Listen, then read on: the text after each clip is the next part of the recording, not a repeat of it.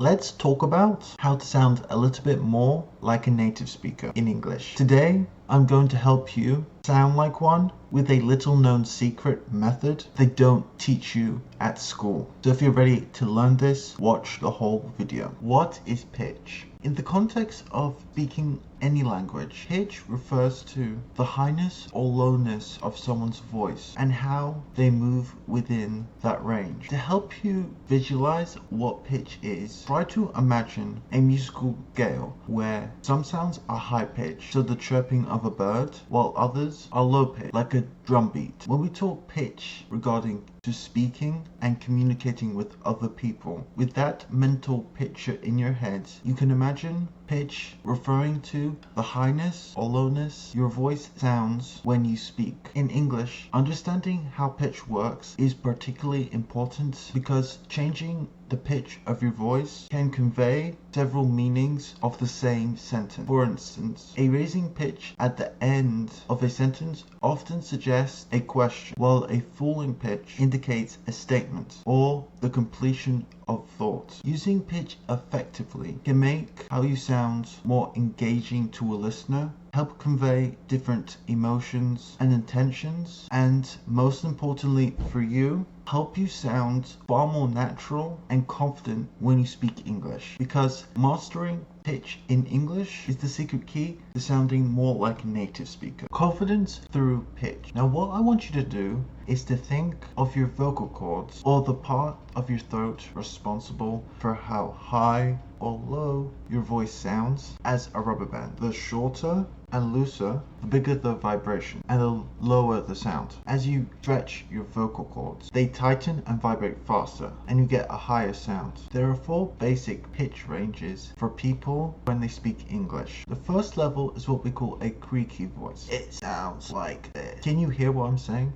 I'm not projecting my voice very much, and it would be a challenge for anyone to listen to me speak for a long period of time. Typically, this voice is very rarely ever used and is usually associated with people who are sick and they can't really speak. Now, above that level is level 1, also known as your chest voice. This is where most people are naturally inclined to speak. We call it our chest voice in English because if you were to put your hands where you're speaking, you'll actually be able to feel your chest vibrating. Level 3 is your head voice. It's way more up there in the throat. It's up there with the nasal cavity. Most people tend to speak between their head and chest voice. Then finally you have the 4th level. This is the very highest someone can speak. It's also the way that many cartoon characters talk like. Typically, it sounds like this. Now, you can imagine that you don't want to use this pitch, particularly if you want to be persuasive or confident. Most people speak between their chest and nasal voice, especially non-native speakers. However, in between this vocal range is a higher pitch and a lower pitch. You can really think of it as when you speak with a higher pitch, you're speaking further up your voice. Now you can think of the low pitch similar to the cartoon voice, but just not as low. We typically use the lower pitch at the end of statements. So, if you wanted to say, for example, I went to the store. In this sentence, the pitch of our voice drops off and lowers towards the end of the sentence, indicates that we finished our thought and statement and that there's nothing else to say. But when we speak with a higher pitch, you can think of it speaking more in your chest where you could feel the vibration. And we use this pitch with questions. So for example, you can say, did you go to the store? As you can hear at the end of the sentence, the pitch of my voice is really raising, showing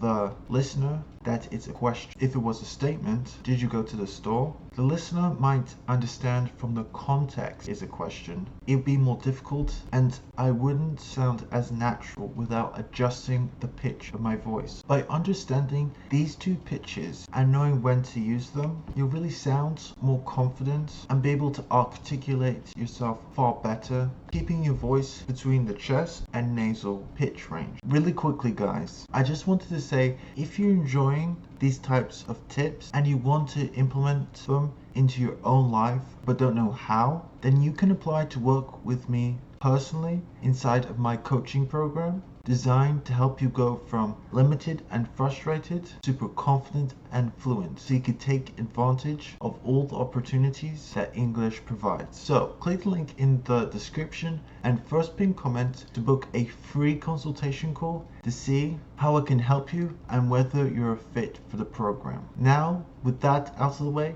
let's get back to the video. Pitch is especially important if you want to sound more dynamic and interesting to the person you're talking to. Many non-native speakers of English come from cultures where different ranges in pitch can feel exaggerated and strange. It will feel strange to many of you to embrace such diverse ranges in pitch while you're speaking. Many non-native English speakers feel that the display of range in their voice shows too much emotion or is too dramatic. As a result of features of their native language, these bleed into their English and they don't often try to increase their pitch range. However, in a study of English-speaking politicians speaking in front of large and diverse crowds of listeners, these researchers found that by examining every vowel of the speeches and calculated the volume and speech of the speaker, even though each politician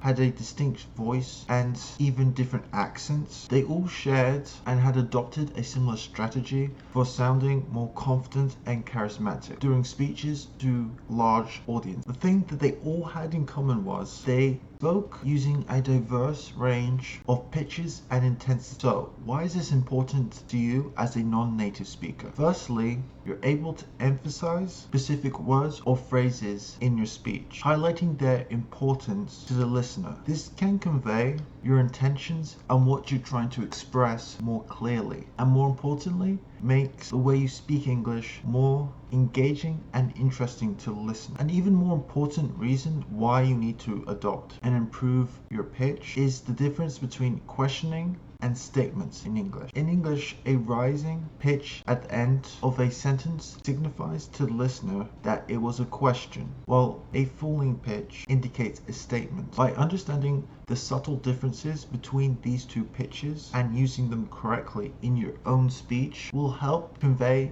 to the listener whether you're asking a question or making a statement. Mastering pitch is also a powerful tool for better expressing your emotions when you're talking. A higher pitch can convey excitement and surprise, while a lower pitch might indicate seriousness or authority. By mastering the differences between them, you'll be able to speak English at a much higher level without needing to learn a bunch of words, because you'll be able to better express your emotions and your opinions about the world around you because of this small, subtle difference. Another reason is that it will avoid monotony. If you're someone that speaks with a monotone, that is, where the pitch remains constant, will make you sound boring and not interesting, even if you're the most charismatic and interesting person in your native language. By adding pitch to your speech, you'll sound immediately far more interesting and engaging to a listener than before. Perhaps the most important reason to master pitch is because of language bias. A well-controlled pitch can help reduce your accents and make the way you speak English far more clear and sound more confident than before, all of which contributes to listeners focusing on what you're saying and the message you're conveying rather than your accent trying to understand. So, to practice your pitch, start a sentence by speaking very, very high, then gradually lower it and then increase this pitch of your voice again. Do this over and over again to expand your comfort in speaking English with a broader pitch range. Another thing you can do is shadowing. By imitating the intonation of English native speakers, you'll naturally be able to adopt a broader pitch range when you speak English through this technique. What you want to do is listen to a short phrase or sentence and then repeat that sentence over again, really paying close attention to the rise and fall of the pitch. Do this as many times as you need to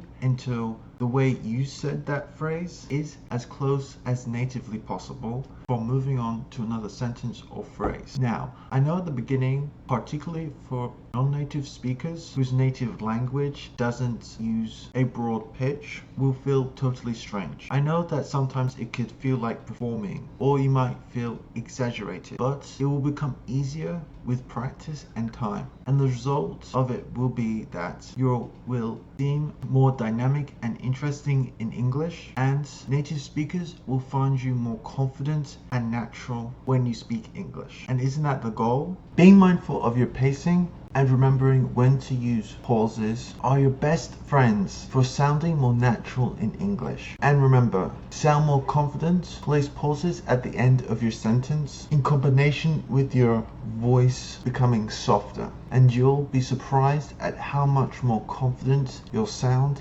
and feel when you speak English. If you want my personalized help in improving your English faster and more effectively, then consider applying for my online English coaching program. If you're someone that needs more accountability and want the actual English transformation that we provide, we can have a chat to see how I can help you go from limited and frustrated to super confident and fluent, so you can capitalize on career opportunities in English speaking scenarios. So if that's something you're interested in, make sure to book a free consultation call to see how I can help you. Now you understand the art of pacing and how it can help you improve your confidence and communication skills in English, you might be wondering how to actually improve your English this year. If that's you, make sure to watch this video here, where I'll give you a guide for improving your English this year. Thank you so much for watching. If you've enjoyed this video,